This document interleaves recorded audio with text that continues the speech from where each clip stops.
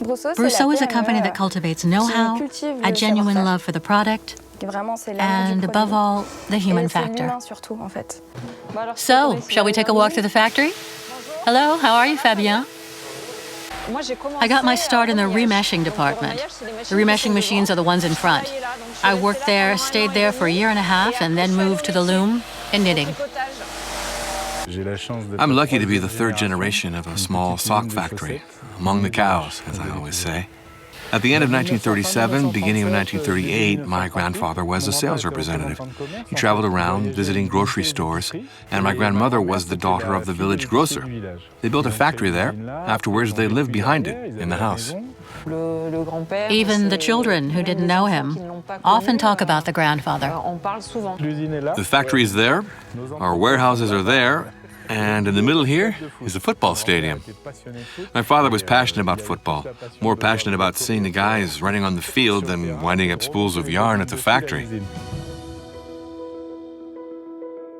Broussaud, it's a business, but it's a business in the middle of a village, and for me, it's a part of history that belongs to everyone in the village. My grandfather always told me, "You're going to make socks," so I wasn't studious in school. He didn't see globalization coming. He didn't see mass distribution coming. He hadn't seen a whole bunch of changes coming, which made my parents go through some very difficult times. They had 10 really good years, then 10 years of trouble. And honestly, it's not their fault. It's something that can happen at any time. So it was complicated. Yes, basically he's the son of, because he comes from a family that was clearly very wealthy to begin with. Émeric had a chauffeur driving him to school. He had a cook preparing his meals for him. He comes from a very wealthy family who lost everything. The arrival of large distribution means volume, big volume, so that's great. It means hiring a lot of staff, ordering a lot of machines.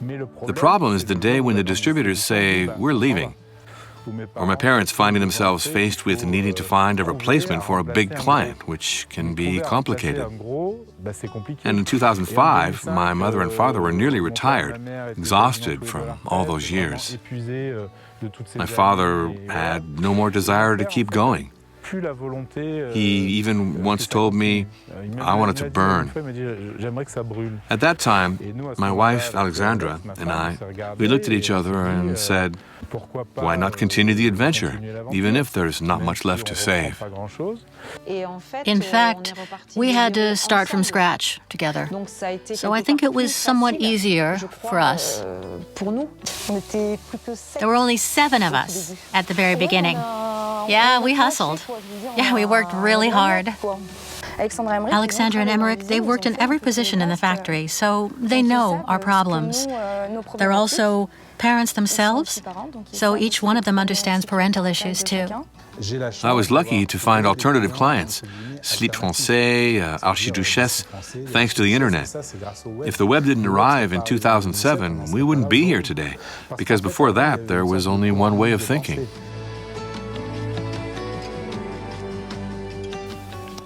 We have 60 families behind us. That's on a daily basis. So it can be very difficult because you sense the weight of responsibility. But it's also a source of immense pride. You could say that it's a kind of wealth. What I always say to people, to our employees, is that you're here most of your life. So yes, my thoughts are that they must always be as comfortable as possible. We're managed by human beings, and when we have problems with human beings, we can ask them questions directly. Being a small company means being versatile. My husband and I took over 15 years ago. The truth is, it's never easy. In 15 years, it's never been easy. I don't think that it ever will be. Well, I can take a week's vacation and leave. That isn't a problem. Ask Alexandra Broussaud if she's ready to take a week's vacation. You'll see the answer. We got to fix that. We cultivate a love of the product, a love of know-how, made in France. The art of the sock is in the pixels. One mesh equals 1 pixel. So actually, we draw everything with small squares. We work like filmmakers with a green background. Today, our designers are doing all the conversion into machine language, which is very important. It's a little of both. It's a bit of my touch and at the same time a bit of design by the stylist. That's often something that the people who come, the stylists who come here, find fabulous. Because when they come here, afterwards, we don't have a problem with them anymore. I mean, everything such as discussing price, deadlines and stuff, all that becomes different. We fight to make them really happy. What she was just doing, when I was a kid, I did it by hand, on a round piece with punched holes. To make your drawing, you had to fill in the holes. Actually, I think I was making more crap than anything else, but...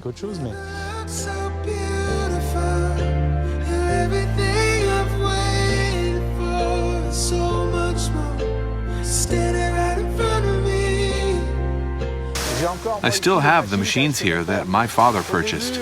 At the beginning, I was very happy to change them all with modern ones because I like new machines. But in fact, when I see all the old ones disappearing one by one, it's a little, well, it's my whole childhood going away.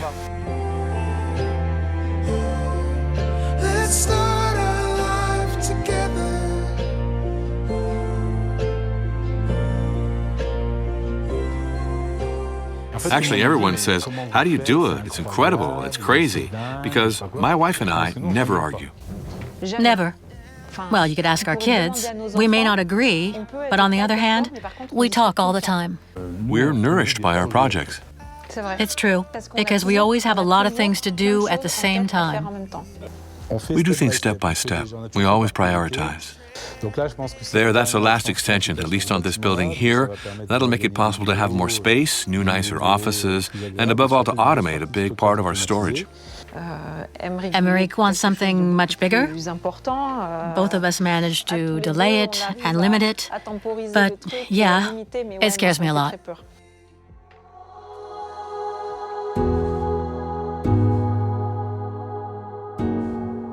In 2003, my parents-in-law had an exceptional year. So we never would have thought that in 2006, everything would fall apart. So yes, today everything is fine. We are in strong development. We're progressing, but progressing in an intelligent, slow, thoughtful, sensible way. Hello. Hi there. Emmerich and I actually went to the same high school. We were in high school together. One day I was working in the factory and I saw him crossing the workshop at the back. I thought, that's weird, he's here. And I said to my colleague who was working in production, that's weird, he's from my high school. And she told me, he's a Broussaud. He's the boss's son. When we met at the beginning, when I was dating Emmerich, in the workshop, I immediately started to hear gossip. Somebody one day shouted across the workshop, Alexandra, you chose the wrong bed. You should have taken the father's. I'll be getting that sort of thing all my life. So no, I was instantly criticized. A lot of people just see me as the boss's wife. I can't avoid it. It does hurt me sometimes, but that's how it is. I have to accept it. Even with the recent success, my parents think it's all thanks to Emmerich, not me. You know?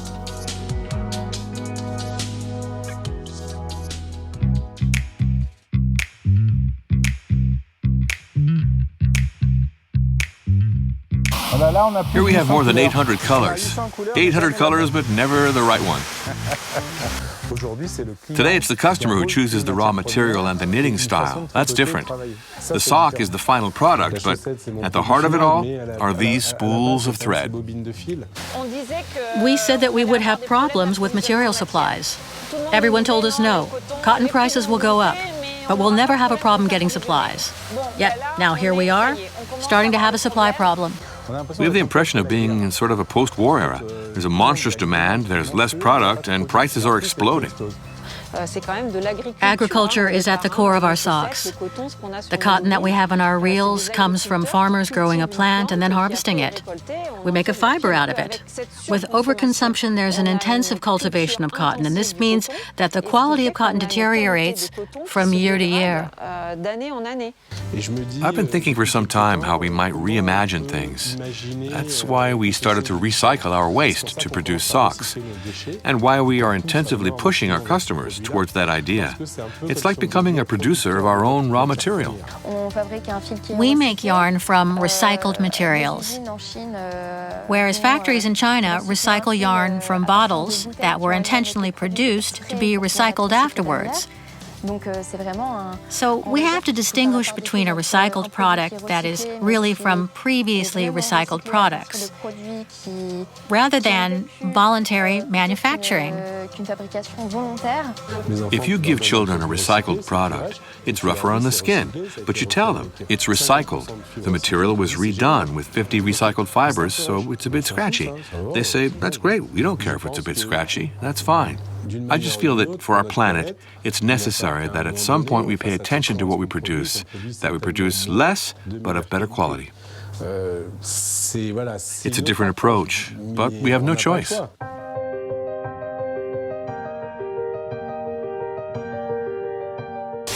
Made in France.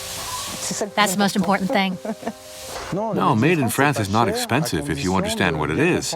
Today, the socks being made here are good quality. If we respect the minimum maintenance conditions, they'll last without problems 3 or 4 years. We check sock by sock. This is a flaw. Look at this.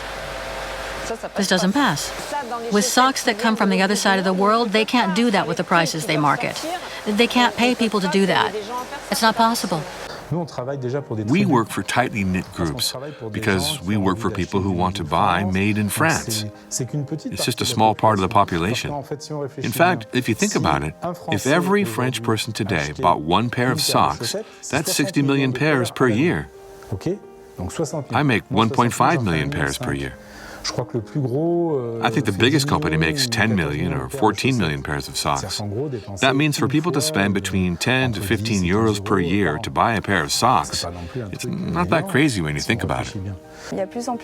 There are more and more companies creating Made in France outlets. I find that good because it makes things accessible. People were calling all the time to find out if Broussaud had its own brand because they wanted to consume purely locally. So I saw the whole development of Maison Broussaud, a creation of patterns which is very Alexandra. So it totally represents the company. For a long time, we didn't want to launch the brand Maison Broussaud. I was very hesitant for a long time regarding our customers. I was very afraid for a long period that they wouldn't take it well. The idea had to mature, to be rethought. We don't consider ourselves to be their competitors. My parents and my grandparents had made for others all their lives. It'd be nice to leave a legacy behind. That's what gives me the real reason for manufacturing, actually. It was kind of a realization. We opened the first shop and people were happy to go and buy Maison Broussaud. It's a woman's shop first. Thought up by Valérie Mouly and Alexandre Broussaud, it's their shop. We boys just did the construction work. Well, we called it l'Atelier des Limousin. It didn't take us 6 months to find a name. I think that's the idea. It's clearly made in Limousin. With the Broussaud sock, we tend to knit a little loose. If you struggle to put on your socks, the day is done. You've already had a negative start. So I always want the socks to be tried on almost with 2 fingers. You simply pull it on. We've only written a small part of the story.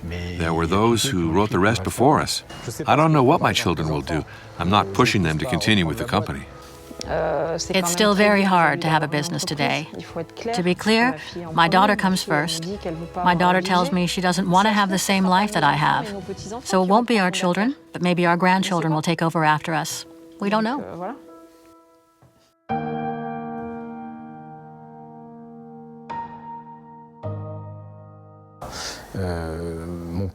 My father died a year after the company went bankrupt. I think it was the stress and everything else.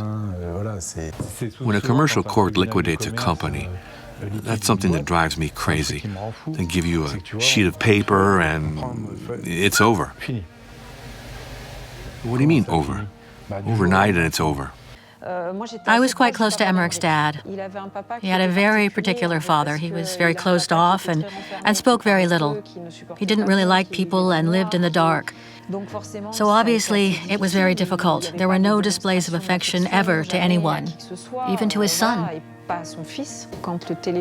When the telephone rang, it was Emeric who found himself alone facing his father lying on the ground and trying to revive him, but he couldn't.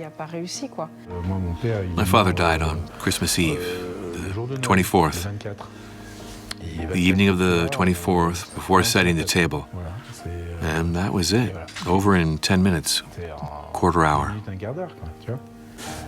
I would have preferred him to be here to see what we've done today and tell him, you see, we succeeded. I think that for him, it wasn't that we weren't able to do it. It was the economic context and everything that went with it that wouldn't allow us to do it. My wife, for example, is very stressed about her clients, about her business, about everything. That's not my case. I'm not stressed. If a guy's going to call me, yelling at me, why are you yelling at me? What do you think's going to happen? What do you have, cancer? What, you're disabled? You have a serious problem in your life? Because you not getting delivered a few socks or not getting the right price or whatever should not be making you lose sleep tonight. See you tomorrow. See you tomorrow. We don't owe it all to one person in particular. We owe it to the people we work with, to our employees, to our partners who have trusted us for a long time and with whom we work in total harmony. But we also owe it to ourselves. I don't owe it to a family, money, or inheritance, or whatever. Because yes, you can be the son of all your life.